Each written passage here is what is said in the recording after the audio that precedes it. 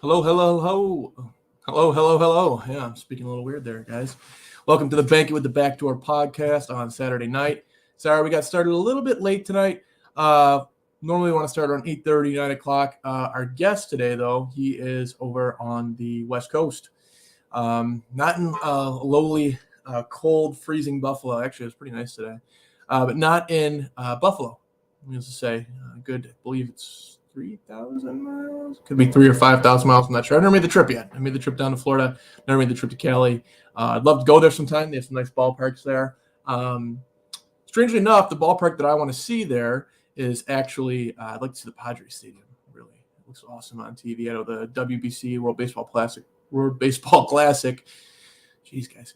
World Baseball Classic was there a few years back. My favorite all-time baseball player and probably athlete, most influential athlete of my life, Adam Jones, made a fantastic, memorable, historical catch there on, at the time, his teammate, Manny Machado, now a Padre. A lot of links there.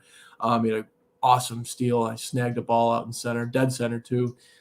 Got that in there. Manny tipped the cap to him. Either way, I'm reminiscing here. Magical moment for me as an Orioles fan, getting to watch those two guys play and compete at a high level, probably the highest level in baseball at the time, seeing as the Olympics didn't include it. Either way, we're going to talk a little bit of baseball here in the second half of the show. If you've noticed, I'm wearing this beautiful, beautiful jersey here. It is a Baltimore Orioles jersey. Not only the best team in baseball, probably the best team in all of sports. Progressing quite well. And as I speak about fantastic baseball teams and people in sports, here is Buffalo Cali. Why don't you go ahead and introduce yourself there? What up, Jay? Sorry about that, guys. My internet decided to have an aneurysm at the beginning of the show. So let's see if it finally works now. I go by Buffalo Cali on Twitter, but you can also call me Phil, Philip, whatever you guys want to call me. It's fine by me. Huge Buffalo Bills fan, as you can see.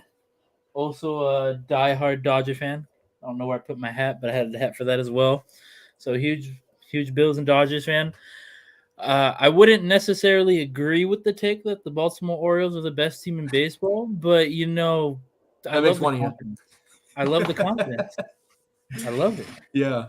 Yeah, we're getting into baseball season here. We'll talk about that in the second half of the show today. I was just mentioning we're going to talk about that a little bit. We are a betting show, sports betting. So we're going to talk a little bit of win totals here. I like to took a look at the Orioles win total, and we'll take a look at the Dodgers win total. Both, hint, I do think are surpassable, and honestly not even to be close. So we'll see here. We'll get into that a little bit here. We'll see you think here, Phil. And first, I want to talk about the Buffalo Bills. A couple different things I want to talk about. We're going to talk about the wide receiver position. We're going to talk about the cornerback position a little bit. And then we'll touch on for a couple minutes what we think about the stadium deal and whatnot, and kind of put that to rest as it's starting to finally be put to rest, or starting, I guess you could say, rather than be put to rest. Either way, we'll talk about that. So first, Phil, I want to talk about the wide receiver position. And we've got Steph Diggs, we got Gabe Davis. We brought back Isaiah McKenzie, which a lot of fans are stoked about, myself included. I think that's a nice addition. I don't think he's going to be an all-pro or anything like that, but I think he plays a really important role, and he plays it well, and he does it affordably too, which is awesome. On top of that, we got some guys that have been in the practice squad for years. We're going to see Isaiah Hodgins, a number at Jameson Crowder. We just brought in a guy that I really like. He's done well for me in the dynasty league that I have and in fantasy in the last couple of years over there in New Jersey with the Jets. But let's talk about wide receiver position. What do you think about the wide receiver position going into this year? And do you think that it could change year after this coming year? I think it's pretty obvious that it's going to change for two reasons. First off, the Isaiah McKenzie contract was for 2 years, I believe. Mm-hmm. And with how cheap it was, it's really easy to get out of that if he doesn't play to the level that we're expecting of him. Because while he's not going to be thrown into the Diggs role or the Davis role or even the Crowder role, his role is going to be expanded a little because you're not going to pay him more than he was paid last year and not give him more touches, obviously. So he needs to play up to his role if he wants to stay on this team. And secondly, Jamison Crowder, he's not going to be here next year. This is a 1 year reset his market value. Hopefully he goes off with Josh Allen, the creature. I love that nickname, by the way, the creature. That's awesome. Yeah. But play well, reset his market value. He's going to be gone. So long term, and I don't want to say this because I don't want to put this out there, There's also the possibility with what you saw happen with Devontae Adams and Tyreek Hill. The thing that none of us want to talk about, because without Diggs, Josh Allen probably isn't what he is today. But we have to mentally prepare for the fact he might be gone when those 2 years are up. Now, do I think that he gets paid big money? Yes. Do I think we're afraid to pay big money there? No. It's just a matter of, do you want to keep people on defense like Ed Oliver and Tremaine Edmonds around long term, or do you want to keep Stephon Diggs around long term? Plus, he's getting up there in age at 29, about to be 30. So, do you really want to give an extension that'll lock him up till he's around 35 or 36?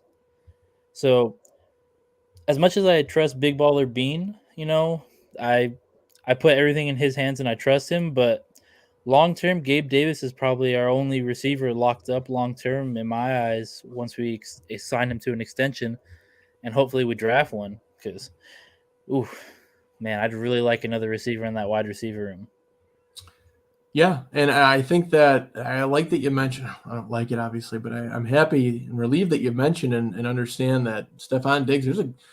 I would say there's almost a good chance that he's not around after this year, after next. So 2 years from now, including this year and the upcoming year, 2024 season, I think he could be donning in a different uniform.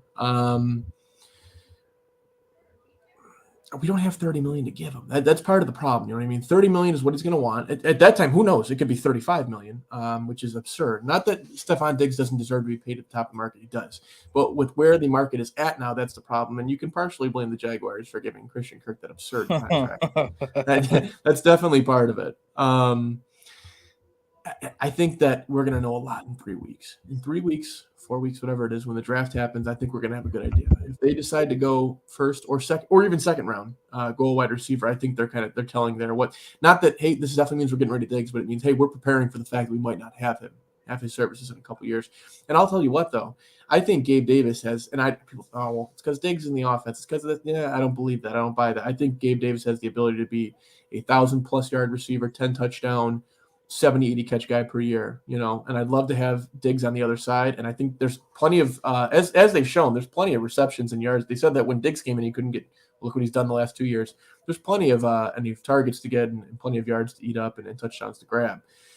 I think that Gabe Davis could take over in that role as the Diggs. And I think that adding Jameson Williams is a guy that Justice really likes. I'd really like Chris Olave, to be honest with you. I think maybe might be we have to move up a little bit, but Brandon Beane actually said a couple days ago that he wouldn't be afraid to move up a little bit. So, or that was a report that came out, was that they might not be afraid to move up a little bit. And I'd like that, Obviously, I'm thinking if we're going to keep Diggs, go cornerback and get the best cornerback you can, but we'll see how it shakes out. Beane has done fairly well in the draft. If you look at it, there's been some stinkers. There's been Cody Ford over. Yeah, if we get DK Metcalf, we probably don't have Diggs right now. Could you imagine that? You imagine Diggs, Metcalf, and Davis all in insanity. That's dangerous right there. You've got every single threat that you don't want in a receiver that top. Everybody has their own, Metcalf has that size and body to win. And Metcalf, to be honest, Metcalf has everything. Maybe there's a couple things he has to work on football IQ-wise, but physicality and skills trait-wise, he has everything. So I think that, like you, I think that in a couple weeks, my take is that, we're going to probably know a lot about what they're thinking about wide receiver. I don't think they just get rid of Diggs and bring in picks. If they're going to get rid of Diggs at any point, it's going to be, okay, you've got a young wide receiver that we have a lot of faith in, like maybe a Metcalf situation.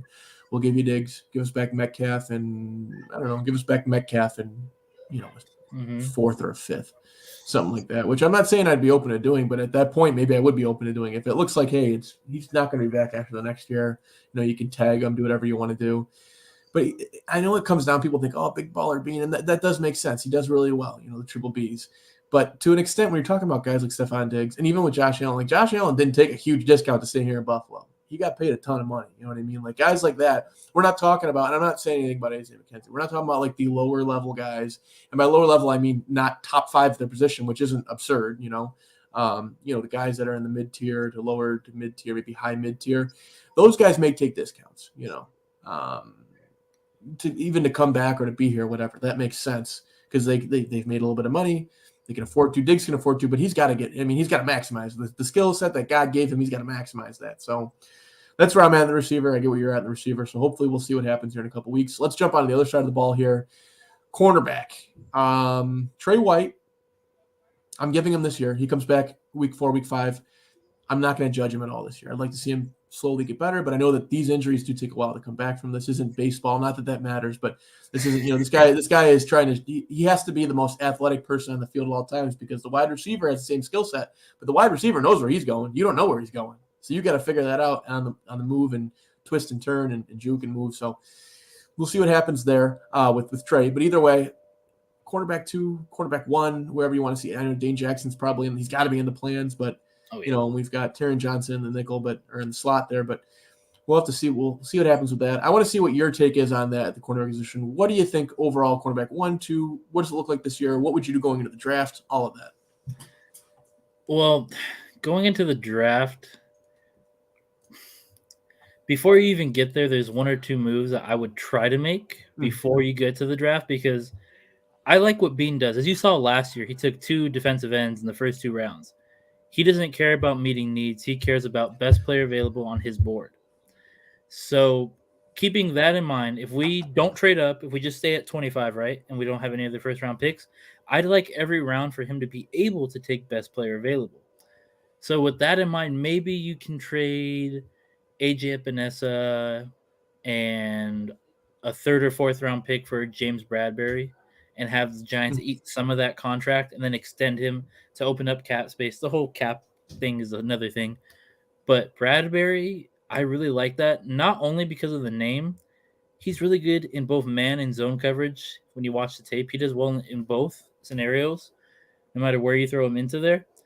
And not only would he be a really good CB2, he'd be a good CB1 while Trey White is out. Oh, yeah. He's been a CB1 for who knows, basically his whole career. From when he started in Carolina to when he went to the Giants. And the system match in Carolina can't be forgotten, Yeah. It's just a really good match. And I know it's a tired thing, the Carolina-Buffalo connection. It's just something we always bring up. Jesus Christ, it just makes too much sense to bring him here. And he could teach Dane Jackson, Nick McLeod, Cam Lewis, like his craft. So that way, if it's like, if you extend him, he's 29. So if you extend him, you're not extending him past his 32-year-old season. So it's a 2 to 3 year deal at most that you would extend him on because he wants an extension apparently if he does get traded. So James Bradbury, that's my first option there. Second option, Steven Nelson. You can get him really, really cheap. And he didn't play that bad, to be honest. Oh, I'm okay with him as a cornerback to that Levi Wallace type role. I think him and Levi, they're fairly similar in the what they're going to give you overall. Maybe their skill sets are different, but in what they're going to give you, they're going to give you that replacement level, basically utility man off the bench type of guy that can fill in for you and play. You don't want him out there all season being your cornerback too if you're trying to go to the Super Bowl on a Super Bowl team, but he can fill in for those first couple weeks until we can start mixing Dane in there and they can split a little bit of time and you have Trey taking over the wide receiver 1 duties. That could definitely something I can see play out. I like that a lot. Yeah. I have this is probably wishful thinking, the idea of Bryce Callahan. The former Denver Bronco cornerback, he can do what Taron Johnson does and what Trey White does, meaning he can cover the slot and he can also cover on the outside. He has experience of playing really high at both of those positions in the secondary, and he hasn't been signed yet for some reason. And he's not old. He's not injury prone in my eyes. So I don't get why he hasn't signed.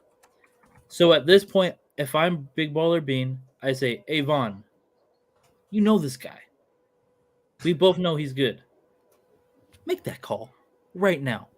Let's have a 3-way phone call right here. You, me, and Bryce Callahan will say, hey, 1-year deal. Come reset your value like Jamison Crowder's doing on the offense. You can do it on defense. You be CB1 while Trey's out. You're CB2 when he's back. 1 year. Now, that's the only problem there. It's a 1-year deal, and I would like a long-term CB2 option. But it's wishful thinking, like I said, because I don't think we get him. Right. This defense with him, oh my God. That would be crazy. This defense now might even be a monster. So we'll have to see how that all shakes out. Just taking a look here at who I see that's still available. available. So, I mean, it's really cool to bring Steph Gilmore back. And I don't think that the whole, my family finally gets to see me on primetime. I think that may have been misconstrued because he was a Patriot and he went to the Pats. Like, we hated him for it. But really, I think at the time, was he really telling any lies? Like, yeah, my family finally gets to see me on primetime now. Yeah, that's the truth. We weren't on primetime almost ever. And the Pats were on, the typical Chiefs type of stuff where they're on, 4 or 5 times a year or whatnot.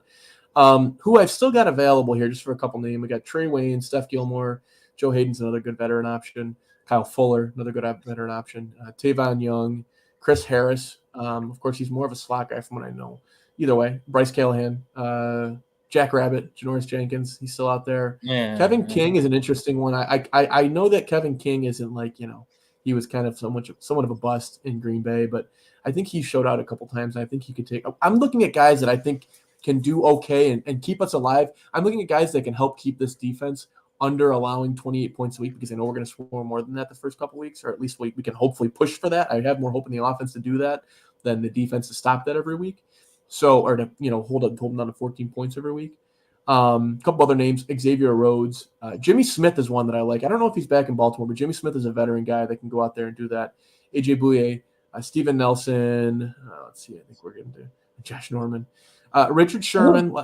Given that he's an older guy, but get Richard Sherman, another veteran guy that I think could bring something to the team. We'll have to see how everything shakes out with whatever happened in Seattle. I just saw that I think they just figured out a plea or pled guilty. Something happened to the misdemeanors. I don't know what happened. That seems like it was more than Richard Sherman. We've seen, not to get off on a tangent, but we've seen him speak. He's a very, very informed, educated, intelligent human being who has done millions of dollars worth of work for charities and communities. He doesn't seem like an insincere guy that's kind of like, out there, or, it ends up being, a scumbag. I don't think he's that kind of guy.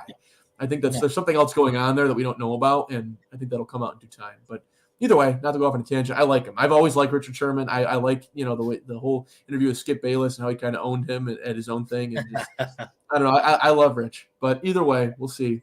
Prayers for everybody involved in that. But either way, that's what I think of the cornerback position. I think that, I'm pretty much with you there, going out and signing a veteran, getting someone that can, bide some time for 4 to 5 weeks and allow as long as our offense scores 30 plus we win the game, I'm fine with that. I think our defense even if you trot it out there as is now with Cam Lewis and Dane Jackson, you're going to get toasted, but you can't forget, you got Jordan Poyer and Micah Hyde flying around there, and we're going to have some more pressure now. If we're getting pressure, you can have inept cornerbacks. Look at the Kansas City Chiefs. When they were able to get pressure, even with the cornerbacks they had, they still won, and they did fairly well on defense in the second half of the year.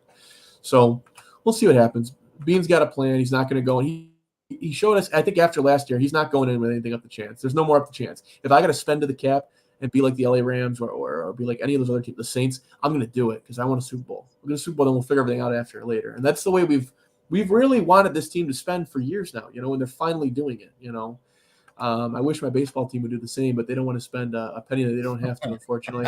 Let's get into baseball now, because your team's the exact opposite. They spend whatever they have to. They'll sell the stadium to bring in a guy. Brought in a lot of guys this year. One really big guy who we'll talk about in a minute here. But either way, I want to get into baseball a little bit. Kind of rush through the Bills stuff there just because I love baseball. I know that I live in Buffalo, and I don't have a team very close to here other than it's all rivals close to here. I got the Yankees about the same distance as Baltimore is to me. I got the Jays, and the Jays fans about an hour and a half away. God, they're annoying.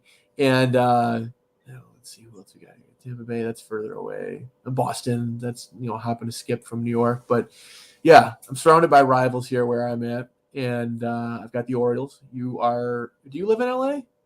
Oh yeah, Cali. You live Los in Angeles. LA. Yeah. Okay. All right, Yeah. So you're not far. How far are you from Dodger Stadium? Without traffic, because the traffic out here is. I love how you factor in traffic. We don't even think about it. 25 minutes.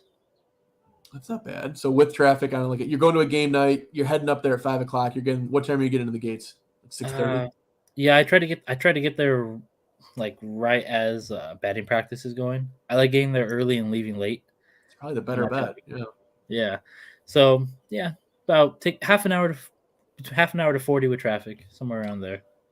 Yeah, you guys have got some of the most beautiful stadiums, I would say, in sports. I would say, this is just me, I've come to the point where I've always said, Camden's the best. Because the only thing we've had was that our stadium is awesome. But I've been to PNC a couple times because that's actually closer than Baltimore to me. It's Oh, about that 2 is hours away. beautiful. That stadium park is beautiful. amazing. I think the Dodgers are playing. Yeah, they are. I think I might go see them this year. The Dodgers are playing up there. So are the Padres. I got to pick a team I want to go see. I got a thing for Manny, obviously, because he's an Oriole, but he was a Dodger. He was a Dodger for a Don't short get me time started too. about Manny. Yeah, well, you guys got the better of the deal because we got nothing from that deal. I don't know if you've looked at our team. We have Yusniel Diaz, who was the big prospect that came back. He had a good spring, but he's back in the minor league camp again. So we'll see what happens with that. Either way, you guys didn't win the World Series that year, obviously. I know I'm forgetting here, right? No, that was the year that we lost to the the Boston Red Sox that year. that was the Red Sox, right? The next year was the Astros, right? 2017. No, it was Astros in 17. 18 was Red Sox. And 2019, we lost it in the divisional round to the Nationals, who went on to beat the cheating Astros. And then this past year, it was. My My dad's a huge Cardinals fan. That game was rough, man, with Chris Taylor in the walk-off. That was classic Dodgers, though, there, man. Oh yeah, we love the theatrical, the last second wins, the last at bat walk-offs. We love it out here. And somehow I don't even know how was it. Braves. You lost to the Braves, right? Yeah. Don't get me started. Kenley blown saves in that series. You guys were on Kenley's ass at the end of the year, man.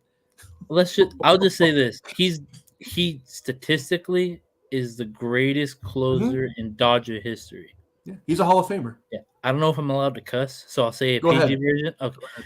Kenley Jansen can go fuck himself. I thought he was coming back, man. I thought he was coming back to the Dodgers. I really did. I wish when I saw I'm like, what? I thought it was already penciled in. They just had to figure out the money. But I'll be honest, you guys got someone he's a pretty damn good closer too. And Craig, I mean, what you traded away, I thought was really valuable to the team because I always thought AJ Pollock was a really underrated player who had like a lot of really cool tools. And I mean, you had to give up what you had to give up. But if Craig Kimbrell gets you 30, 40, 50 saves, somehow in the season, you won the trade. And if you win the World Series, then you win the trade. So I'm going to be honest. I thought he was going to end up on your team on like a 3 to 4 year deal. I thought like you guys were going to pay someone to come in there and help your bullpen out. People. Yeah. Well, okay. I got to ask you this. Well, I have 2 questions for you. First one is, how the hell did you become an Orioles fan? Yeah. And second, did you see that report that you guys apparently had a 10-year, $320 million offer for Correa? Did I see the report? It was my life for 2 weeks. What do you mean? It was. If I'm entwined in Orioles and Bills Twitter, and all we talked about was Correa, and we made it make sense. Here's the thing: it hasn't been refuted that the offer was out there yet, and we had been talking about Carlos Correa for years leading up to this because of Mike Eliash being the guy that really the reason that Houston ever brought him in the first place, and I'm happy. It's bittersweet because it's like, yeah, you want to have him here.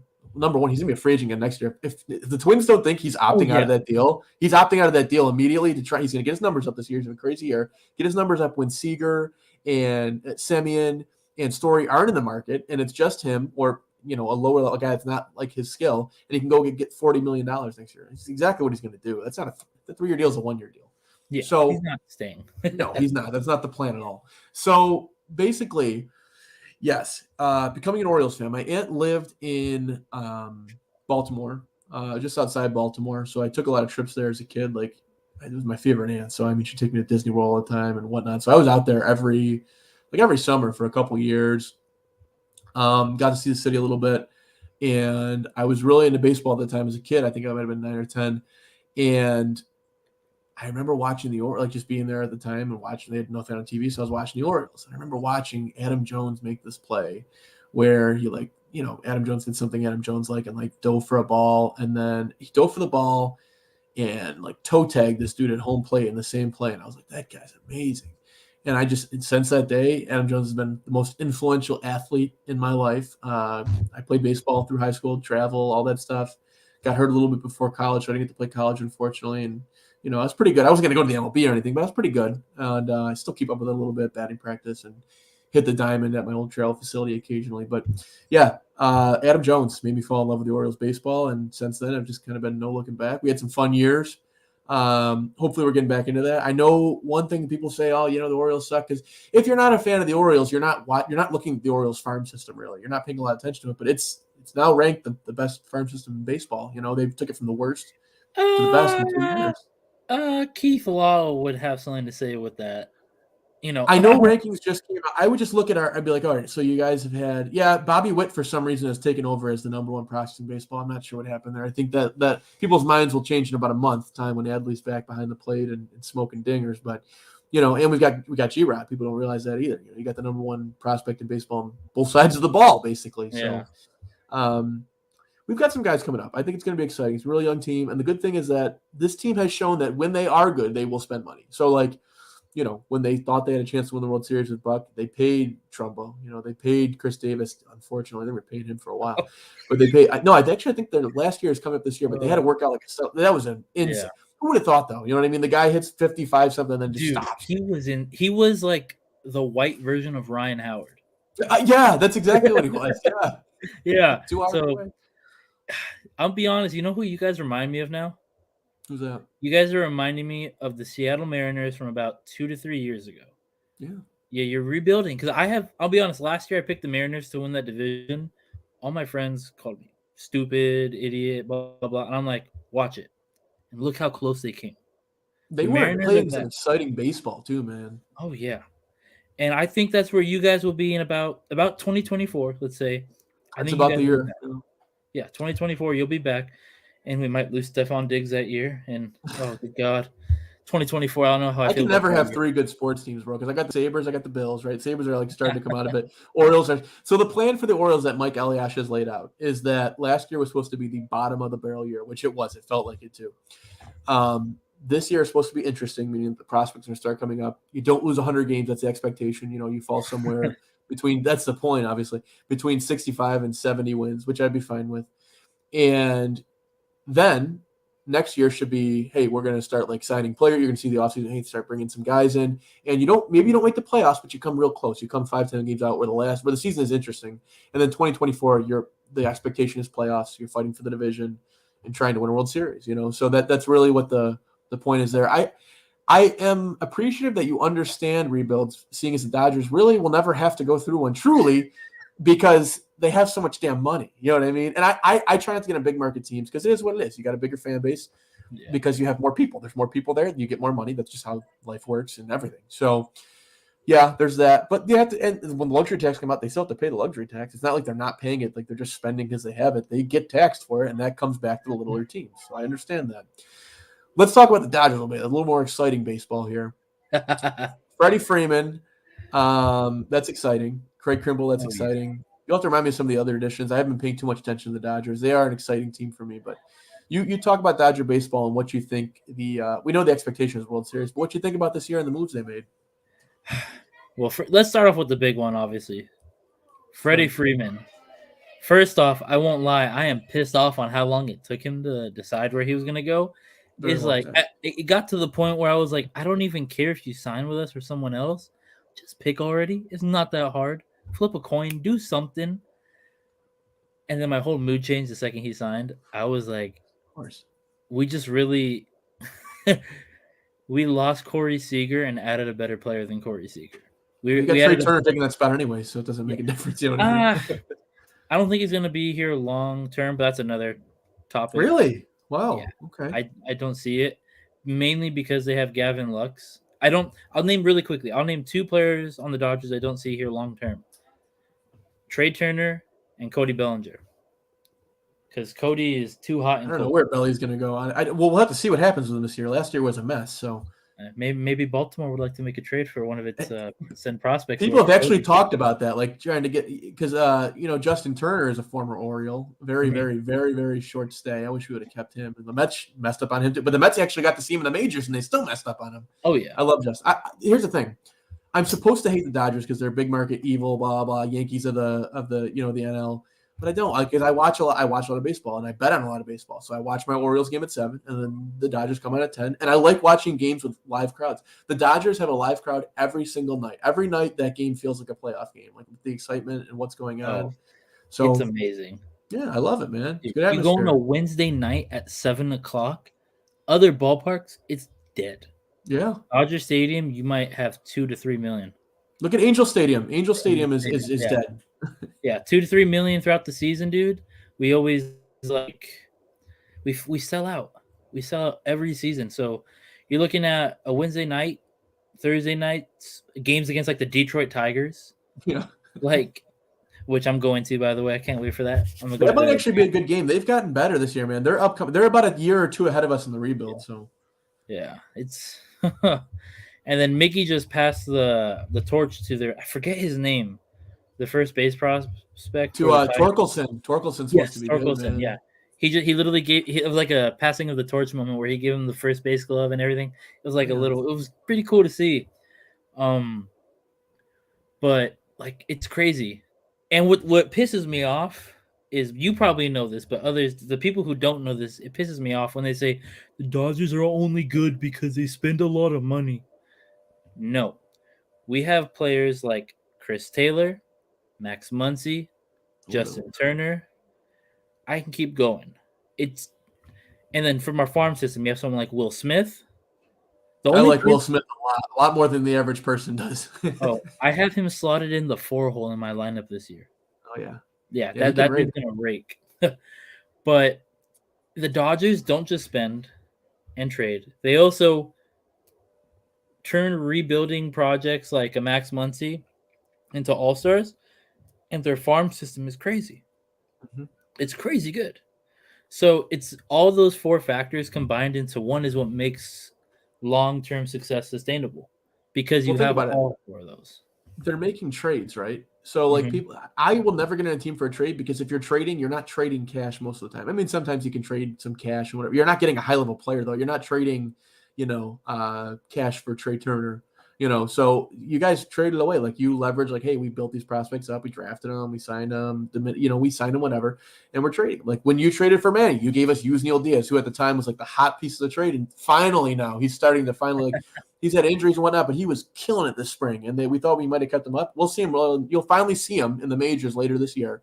So we'll see what happens there if we finally get some return on that trade, because that was really the only thing. And like the Trey Turner trade, though, I mean, you guys traded away Josiah Gray. You traded away Keibert Ruiz, who I think is going to be a really good catcher in this league, but you don't need him right now. So like you traded away guys that you already like. It's not like you didn't know. Everybody else can do that. They just chose not to. You know what I mean? So that is what it is. Now, spending is one thing. Yeah, the Dodgers spend a lot of money, but again, they're getting hit with it. And I'm a guy that kind of flips back and forth. Like to an extent, I don't like that big market teams can spend like that, but I do understand it. So, when I'm watching my Orioles and we're just on the frame of 100 losses and I'm watching the Dodgers kill it with guys that they signed, yeah, I get a little aggravated and I maybe voice that a little bit. But when it comes down to reason, like times now before the season starts, I understand it at the end of the day. And the Orioles fans forget, we did get the benefit off that for a while before the Nationals came into town. And when the Nationals came in 30 minutes away, it took away a lot of your base there. So we had that leverage as well too, and the MLB just decided to put the Nationals in there. So that is what it is. But I digress. So let's talk a little betting now to wrap up here. We are about a 30 to 45-minute show. We're going to wrap up with a couple bets here. This is going to be different than usual, guys. I give you bets for the upcoming week. With baseball around the corner, I've got two bets I want to talk about. The teams have been talking about. We're going to talk about win totals and if we think we can get over that. So right now, we'll start with the Orioles and we'll move on to the Dodgers. So I've got the Orioles at over 61.5. That is the win line right now in Vegas. That is minus 110, 61.5. Basically, they're saying, are they going to lose 100 games or not? You get 62, you go even then you could go 62 and 100. So I guess you could win with 100 losses. I'm going to say over. I don't think the team's going to allow for it. We've got a lot. I've been watching all spring, and we've got guys like Kyle Bradish, who's a pitching prospect. We've got obviously Grayson Rodriguez, the league's number one pitching prospect. Dale Hall is another guy. He's a top 5 pitching prospect. As a righty, I think he's a righty, top 5 pitching. He's another guy. He's a top 30 pitching, top 30 prospect in the league. So that's two guys you got coming up. They're both going to make appearances this year. Kyle Bradish is a guy. They've already got John Means, who is I'm not someone that calls him an ace. I think a lot of Orioles fans call him an ace because that's what we have. But in the Dodgers rotation, for example, not that it's the strongest rotation in the world. He's not even the number one starter in that rotation, so he's not an ace on that team. He's not a number one rotation in the Yankees. Well, let's talk about that real quick. We'll digress here from the Orioles. Let's talk about the Dodgers rotation. What's going on there? How do you feel about the rotation? Well, first off, I'm going to say this. I'm not going to give a comment about Mr. Trevor Bauer and his situation. Yeah, we'll see what happens there. It looks like he's going to be reinstated on April 17th. That's his belief from what he's heard from MLB. Because I watched his channel still, he's technically a Dodger. so I still keep up to tabs on him, right?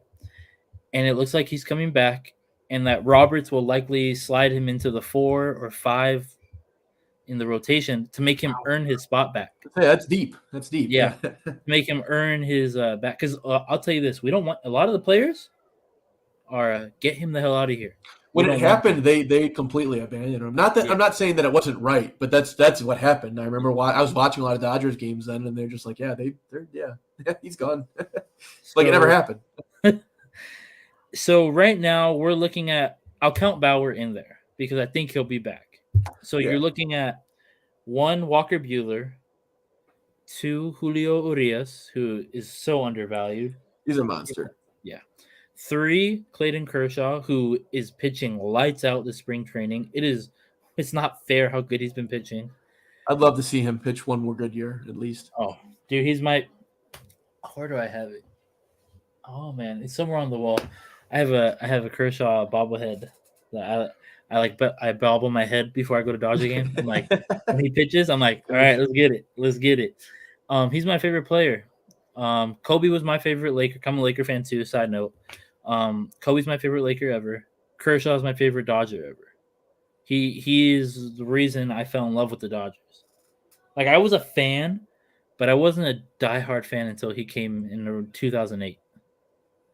So So you have him. He's revered as the best pitcher in the league for quite a while. So yeah, he's the greatest Dodger starting pitcher other than Sandy Koufax, in my opinion, ever. And I think Walker Buehler may take that crown one day because I think that kid is special too. Those pants, those skin tight pants he wears. I don't understand it, but people love it. I don't know him. There's a lot to like about the Dodgers. Like I can like them because the chances are we're never going to play them again unless it's play them in a meaningful game unless it's the World Series. So I can root for them. Where I can hate my big market team to hate are they're in my division. That's kind of what sucks about the Orioles. We play in like probably the toughest division in at least baseball, maybe if all of sports, because we got 2 big market teams. Really 3 if you think about it. People don't say Toronto's a big market. Toronto is a huge market. That's a really big market, and they spend a lot of money. So that's 3 big market teams. And then we got, of course, then we have to somehow by a chance of luck have the Rays, who develop talent like no other organization in sports, develop all this talent, spend no money, and somehow are a game or 2 from the World Series every other year. So it's a tough division. But we've won it before. We've won it even in the last I think 6-7 years we won the division. You almost went to the World Series too. The Kansas City Royals just kept you from getting there. Yeah, that was a Royals. Sorry to bring that up. But yeah, well, they beat the for your sake. Didn't they beat the Giants that year and won the World Series? I think they did. They definitely beat the Giants one year. I think they did. No. The Giants beat them, and the Royals beat the Mets. That's right. Yeah. That was hard. That's when they had Harvey. Yeah. That's it. Well, now we had him recently. We might bring actually the report is that we might bring him back. So that'll be strange. I don't know. After everything that came out. Yeah. You gonna bring the Coke Knight back? Yeah. Not the Dark Knight, the Coke Knight. You know what the thing is? That's I'm kind of rooting for the Mets this year too because they got Buck, and I want to see Buck win because I love Buck. But speaking of managers, I hate Brandon Hyde. I can't wait till he's gone. I don't hate him as a person. I hate the fact that Orioles fans keep wanting to give him a chance to say, oh, we haven't had it. I'm like, I always think like, you know how disgusted a Dodgers fan would be with the way that you guys are talking right now? Like or a Dodgers fan or a Met fan, just like with the way you guys talk about like, hey, just another year. Do you know what? It's championship or bust for Dave Roberts every single year. We want him out even when he wins. Yeah, I know. I see it when I'm watching on the streams, my legal streams, when I'm watching them and I'm seeing all the Dodgers fans and they're like, oh, Roberts, get him out of here. Oh, they were bad on Kenley last year. Get Kenley out of here. Get Kenley. I'm like, you guys realize he's like the best closer in Dodger history, and he's going to be a first ballot Hall of Famer. But he kind of screwed you guys this year. I don't know. I wonder if there was an offer on the table for him to come back, and he just said no. Sorry. I think he got tired of it. To be honest, tired of the hate. He was getting a lot of it. Oh, more than Roberts. Because Roberts would put him in those situations, but you're the player. You're supposed to do your job that you're paid to do. And when you consistently, not even always mess up, it's like we don't want you. But back to your Orioles and that on the over on the 61. Total, yeah. I have you guys going 75 and 87. That would be ecstatic if that happened. If they raise it up by 9 games to 70, I'm still smashing that over. Yeah. I think this is a year, like I told you about the Seattle Mariner comparison of 2 to 3 years ago. This is a year where you're going to build up. You're not going to be contenders. The Blue Jays are winning the division this year, and you're right. That's totally possible for sure. Yeah. Yeah. Your division is literally the AFC West of baseball. It is loaded. That's what it feels like. Yeah. And you guys are sadly the Raiders right now. Yeah. Yeah. We're stuck. But you're going to get there. And this year, you're going to have a building year. You're not going to be dog shit like you've been, for recently. what, 3 years? We had that. Yeah. The 60-game season was almost our friend. We almost snuck in there, but every year before and after has been trash. But I think this year you guys take that step. And this is my hot take of the episode. Hot take coming in. I don't think you come in last place.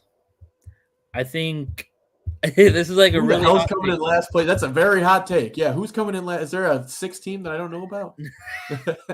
No, there's a team that I have no faith in, no belief in, that I find to be toxic, that I believe, one that I just don't believe in at all, that I think is going to end up trading everyone away.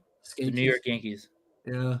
I think the I don't know Yankees what's are going on going to there, find man. a way to go 70-92. I think we're looking at one of the worst seasons in Yankees baseball because I don't believe in that roster. Josh Donaldson in that locker room with Garrett Cole is not going to go well. That is not going to end well. They didn't even think about that. They didn't even think about it when they did it. All they saw was the stats that he puts up and none of the locker room issues there. They already started giving away players. Like, they gave away, like, I get that Luke Voigt's not an all-star, but, like, they gave him the Padres for freaking nothing. Nothing. Oh he's a DH. Like, he's a solid DH. Voigt. I forgot Luke Voigt from the Padres. Yeah. Oh, man. Don't get me started on the Padres. I don't know how I feel about them. I find it hard to root for them because I do not like the general Patrick Mahomes type love for Tatis because I think there's a lot to be desired there for fielding. Will he make fantastic, amazing plays in the field? Yes. Will he also have the chance to lead the league in errors? Yes. You know what I mean? Because he's just not there yet. He's Will he also throw a ball into the stands and injure a fan? Yeah, probably. Yeah. Manny had to settle him down. I remember they were playing. My dad's a Cardinals fan, so that, like I said, but I was watching Cardinals game and like he was fighting with Manny on the bench. There was that whole thing with him fighting with Manny, and I'm like, and he was talking back. I'm like, dude, Manny's like the leader. Like, yes, I get Manny's a hothead, but like everybody loves him in the locker room. From what I've seen in Baltimore, he was loved here, but the fans, the people, I don't know how he is in the locker room there, but I assume they brought him in as like the leader. Like he's the leader, and Tatis is the supposed to be the stud all-star, And we'll see what happens. I don't know. Tatis is busy, riding motorcycles into the wall and whatever he's doing, but he won't be back for a couple weeks, so I'm interested to see what goes on there.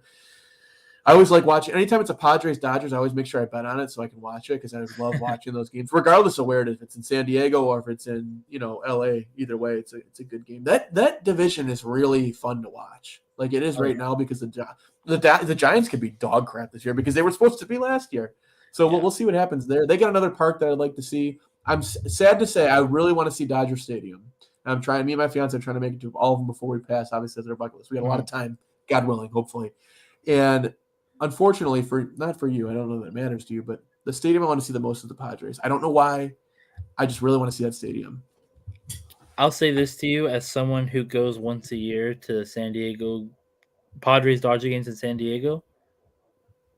It's actually pretty fucking beautiful. Is it? Yeah. Dude, that really, brick building in the back. I want to sit in that little brick. Brick. Like, I'm gonna be honest. I like God. Don't quote me on this, anyone.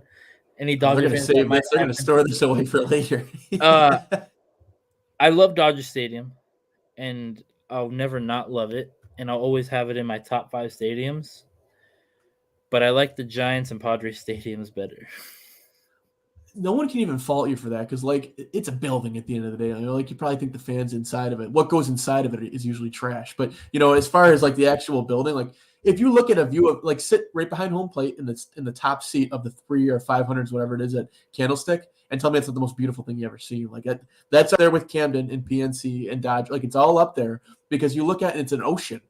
It's not technically an ocean, but it's, that's what it looks like. It looks like you're looking out into an ocean. It's amazing. You know what I mean? So, it's a cool stadium. They have some really cool stadiums out in the West, other than the Diamondbacks. That's just really a boring stadium for me. You know what else is a joke of a stadium, though? Who's that? Angel Stadium. That It place looks is it looks like a closed down, like it's like one of those cheap, budget what's it called? Cheap budget like amusement parks, like not quite like a Six Flags. Like it looks like a Six Flags, and it's like a sad place. I watched someone walk around there like, "Hey, I'm going to do an Angels experience, like it was like the special that this guy did, like $15 Angel game with a hot dog and a beer and ticket and all this." And it just looks sad there. Everything looked old and dated. It looks so dated. Like they really need to put some money in it. Like they have the glove out there. I think they are not. Is not the glove? No, the glove is in. What do they have? They have the that can, rock. that $1 million can out there. The rock. Yeah. They have those It big just looks like rocks crap. and the waterfall, the little waterfall. It's kind of What's their pathetic. deal? Why do they not spend money like Dodgers? Like they have the same. It's the same base. I mean, there's more Dodgers fans than Angels fans, but you're pulling from the same area. You know what the thing is? Artie Moreno, who I believe will be forced to sell the team because of the thing going on with the drugs and all that. I think he will end up being forced to sell the team because of the PR hit that MLB's taking because of that. He has this weird philosophy that I've seen in my whole existence of being a baseball fan. He refuses to spend on starting pitching. He's only going to pay Ohtani because he's going to hit. He doesn't care that he could pitch too. He's going to pay him because he rakes. So it's a weird thing. I have to see him live in person one time. He's a curiosity, man. Oh, Jesus. I saw him live against the Athletics, dude. It's worth the price of admission, even though that price of admission is ridiculously cheap. I'm taking my girlfriend for her father's birthday. I'm taking her dad, her mom, and her sister in July. I'm paying like $60 for field level per ticket. Wow. Right, for the Athletics, right? Yeah. No, the Angels game. The Angels, I don't know who they're playing. How much would that be in Dodger Stadium? Like $200 a seat at least? Oh, dude, $250 to $300, especially against a good team on a weekend. Yeah, that's gonna be a. Hopefully, you can see Trout then too. You see Trout and some of their younger guys. They have a team where they have prospects, but their arms are just, other than Iglesias, who's a closer, are just they're minimal. You know what I mean? Like they still use Dylan Bundy. We actually won that trade. Kyle Bradish, the guy I mentioned earlier, he was part of that trade. There were a lot of guys part of that trade that you're going to see with the Orioles pretty soon, and we'll see what happens there. I know the last time I saw Dylan Bundy pitch, he was thrown up on the mound in Yankee Stadium. He ended up like getting sick, like some kind of heat stroke or something. He got sick and threw up all over the place. But yeah, we'll see what happens there. They have Ohtani, and I don't know. You got to be kind of relieved that we'll finish up on some other stuff here. But you got to be kind of relieved that who's that guy? Seiya Suzuki ended up signing with the Cubs. Was he supposed to go to the Giants? I heard they were the odds-on favorite. The Giants and the Angels, apparently, because the Angels can't get enough of their position players. The Giants and Angels both were in discussions with him, and the Mariners. It was like 5 teams. It was a. Is there a reason that the West Coast teams are able to usually pull like from Asian league? Like, how are they able to usually? I noticed that happens a lot. Well, if you see my name, should probably know I'm Asian. I should know I'm quarter Korean. I should know, but yeah. I don't. I'm adopted. I know I look white, but my last name's Gong. My dad's Chinese. Oh wow, okay. Yeah. So there's a big Asian community throughout California, especially both northern and southern. It's very comfortable.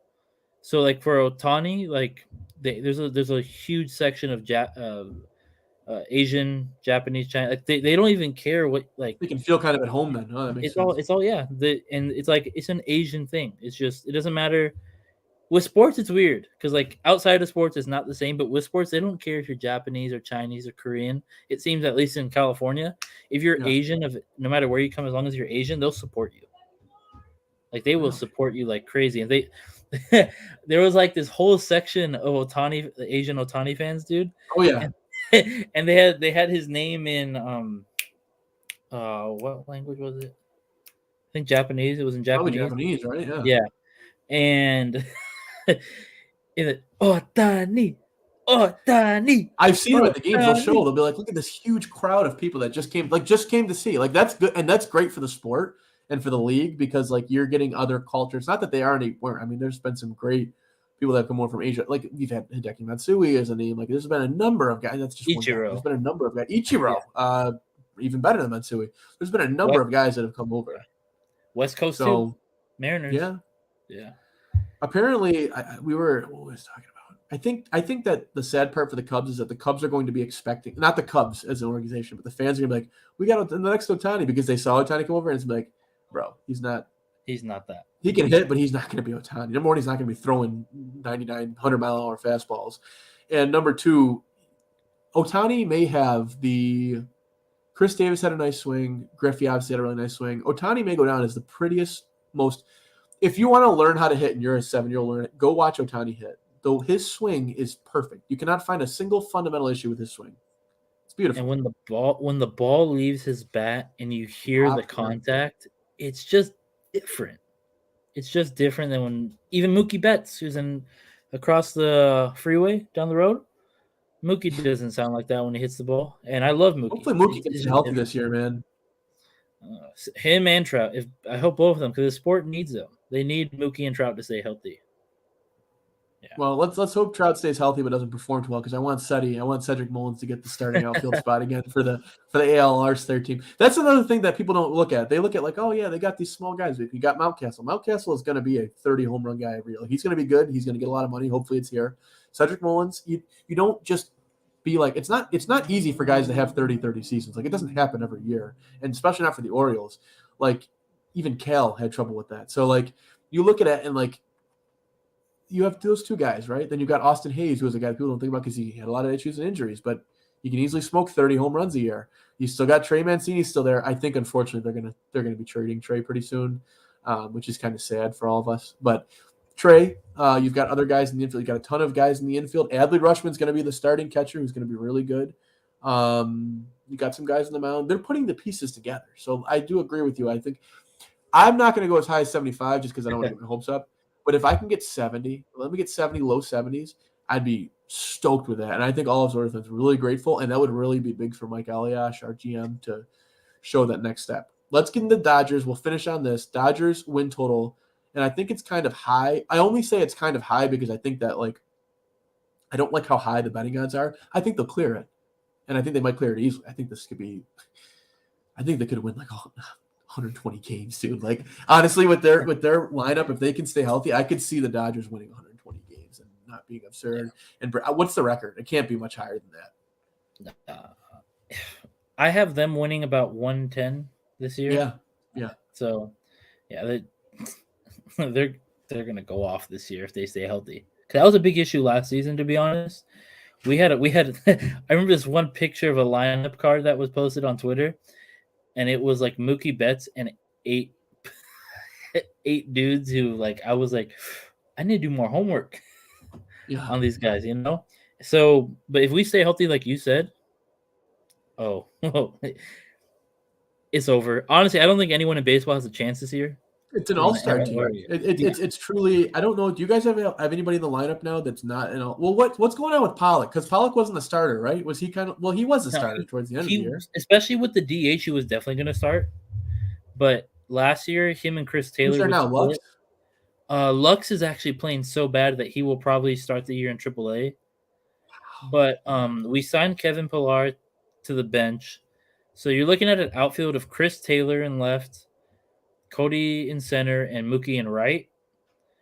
And you're going to have Kevin Pillar off the bench to give anyone a rest that needs it, because he has the versatility of playing all three. I've never understood Mookie in right with Belly in center. I've never understood it because I think Mookie's a better fielder slightly. So I've never understood it. I know Belly's a good fielder, though. I think Bellinger's the better fielder, to be honest. I've seen them both live on TV. I've watched Bellinger. While he's too inconsistent of a hitter, his fielding alone is top tier. So he's high as a kite. I don't know. I'd love to know if he was, though. I could care less, obviously. He's also always looking like he's high as a kite. He looks. There's something up. Has no one ever asked him? You know, it's like it's a running joke, but it's like it's got some substance to it. You know what I mean? Because his eyes are just torched every time. Like, did you smoke before the game? Yeah. I don't know. Maybe. I don't know. He's another guy that, like, you don't see seasons like he had, and they just, like, people say with Cedric, oh, well, Cedric Mullins had one good year. Well, no, he was a prospect that was leading up to this the whole time. Yeah, he had a rough year the year before, a patch, but he's been slowly leading up to this, and you don't just go 30 for 30. It doesn't happen. Bellinger, you don't just go MVP style and just flop off. Something was going on last year. He was having trouble seeing it, something. I think he'll come back from it. Fundamentals are all still there. I love his swing. We'll see what happens there. I don't know. Dodgers, I'm going with the over on the 98.5. I think it might be even 99.5. I'll go over. I'd go over on 105.5. You're taking it. I'm taking it. Let's go with this. I want to do. We'll finally finish up on this because we're at 55 minutes. World Series picks. I'm going to give you my World Series pick for what it's going to be, and then I'll give you the winner. I have got, and this is going to be kind of contrary to what maybe most people think. I have unfortunately, the Blue Jays, and I have the Dodgers. I have the Dodgers winning it in 4. In 4, they're gonna run through. They're running through the league, dude. I'm telling you, they're gonna win. The Dodgers are gonna. I'm not saying it because you're a Dodgers fan. I've always had a lot of faith in the Dodgers. I just like the way that they do things now. And people don't forget. The Dodgers had rough patches too, man. Like they've been good recently in the last, for a lot of time. But they had rough patches too. With the team and the fighting and there were a lot of issues that the Dodgers had there. And not so long ago, but they've really fixed it up these last 5, 6, 7 years, and they put together a great program and great organization. So I've got the Blue Jays and Dodgers in 4. Cody Bellinger comes back, has a great season. Mookie has a great season. Trey Turner has a great season. Everybody has a great season. And I don't have to see Matt Beatty a lot, which is great because I can't stand his face. So he just looks like I can't stand his face, man. I don't know what it is. Nothing against the guy personally. I just can't stand his face. That's my pick, though. What do you got? Well, first off, I'll give you a hint for mine. The two teams in my World Series prediction just made a trade together. When was the trade? Yesterday, right? That was yesterday. Yeah, yesterday. Oh my God, you got that, huh? Yeah, that would be interesting. Huh? Return of AJ to Dodger Park. Dodgers, White Sox, Dodgers in 6. That was my prediction last year, and I'm going with it again. Tony La Russa is still the manager there, right? Yeah, that's the problem. That is the problem. He, especially, what was the name of the? Oh my gosh, I just forgot his name. I had it in my head. The Yohan Mercedes, is that correct? Yerman Mercedes. Yeah, I wonder what's happening to him. Thank you. Yeah, he literally ruined him last season. He destroyed. He's gonna have to go somewhere else and be successful for sure, and he will be successful. Yeah. But Dodgers in 6. It's not going to be fair. They'll get 1 or 2. They'll get a win at Dodger Stadium off of luck, and then they'll win 1 at home because they're home. Right. But Dodgers in 6, and it might be Dodgers in 5, but Dodgers in 5 or 6. Who would the Cubs fans root for then? Would they root for the White Sox or the Dodgers? I think for once they'd root for the White Sox because everyone in the NL is fuck LA. Because of Freddie Freeman. And people in the AL, too. I can tell you that. The Dodgers are not a liked team, unfortunately. Yeah. But yeah. So, Dodgers, White Sox, baby. That's my World Series prediction. Awesome. Well, Kelly, it was good talking. Good talking mostly baseball. I love baseball. We're trying to incorporate it here. It's tough because we only have the Bisons here, and it's not like we even had you guys are like an extension of like Toronto and you have Blue Jays fans. Like we have Blue Jays fans, but we have a lot of Orioles fans too because the Rochester Red Wings were the AAA team for years. Cal played there. A number of other guys played there for years. They were the AAA team for Baltimore, and that's since become the Norfolk Tide and other team I think in there too. But yeah, so we got a mixture. It's a lot of Yankees fans. It's Buffalo. It's 5 hours from 5-6 hours from the city. A lot of Yankees fans that you ask them to name 5 players and that are on the team, and 2 of those players are A-Rod and Jeter, who are neither on the team at this point. Mariano Rivera is the 3rd usually, also on the team. So they don't really – a lot of bandwagons we have here, but I'm sure you have some in LA as well. But, yeah, so good talking baseball. Why don't you go ahead and give out your handles so people know where to follow you and get some good content and some good tweets in. Appreciate it. The name is Philip Gong, as you see. My handle is also as it is right there, Buffalo Cali on Twitter. I also host the Ring the Gong podcast, and I'm making a Twitter page for that. I'll tweet that out later. And it was really great. I just recently started getting into this whole podcast and live streaming business, and I love it. I love the connections we make. And honestly, when I'm trying to come out to Buffalo for a game this season, so if I do have the pleasure of doing that, I'm taking you out for a drink, my friend. Oh, certainly, man. Certainly. If you come out, let us know ahead of time. We'll get the tailgate together. I mean, there's millions of tailgates to go. Millions. There's hundreds of tailgates to go to. There really is. You probably has hundreds. And then you can see where have you been to what do you call it, the Ralph still? You been to the Ralph yet? Oh, I'll say this. As someone who's never been there, I still consider it the Ralph. It's my first time. I have to come before that new stadium happens. I'm never calling it Highmark Stadium.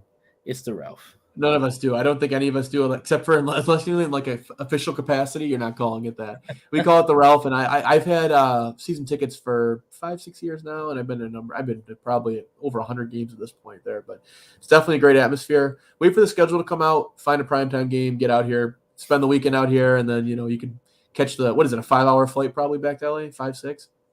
Yeah, depending on the weather too. Probably just depends on all that. You get out here and then good enough time, you might be able to get to Toronto too. A lot of times flights go into Toronto because apparently it's cheaper than going to Buffalo, and that ballpark sucks. No, that's a shitty ballpark. It's and even the fans will tell you that. So it's not that they're not going to come from my head, but they don't like it either. So either way, it was great talking with you, Kelly. Phil, we'll go ahead and wrap it up here. That was the Bank with the Backdoor podcast. I'm going to put out some more bets this week because we didn't get it. Obviously, we talked about baseball the upcoming week, but I'll get out some baseball bets. I'm going to start pumping some more of those out. I can tell you one thing: the Orioles are going to win on opening day in Tampa. They're going to beat Shane McClanahan. It's going to be a close game. It's going to be 4-2. John Main's going to get the win, and that'll be the Orioles' first win and maybe the only win they have for a couple weeks because they do have a tough schedule coming up. So that'll be that. All right. That was Bank with the Backdoor podcast. Have a good day, folks, and a good night. Go Bills. Go Bills.